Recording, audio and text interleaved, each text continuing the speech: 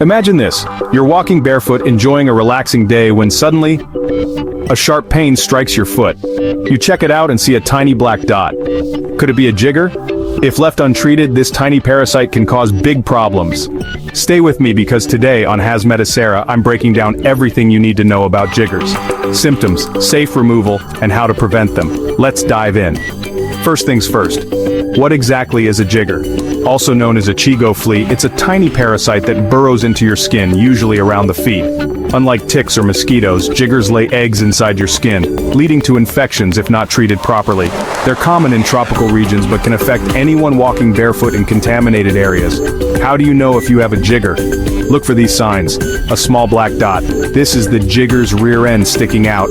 Itching and redness around the area. Pain or swelling as it grows. White discharge if it gets infected. If you notice these, don't ignore them.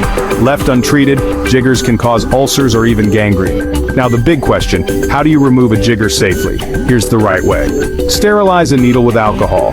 Gently lift the jigger out without breaking it. Clean the wound with antiseptic. Never squeeze or use unsterilized tools. This can push eggs deeper or cause infection. If you're unsure, visit a doctor immediately.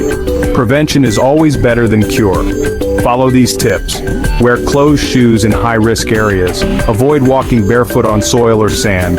Keep floors clean. Jiggers thrive in dusty environments. Use insect repellent if you're in tropical regions. And there you have it, your complete guide to tackling jiggers. If this video helped you, smash that like button, subscribe to Hasmeticera for more health tips, and hit the bell so you never miss an update. Got questions?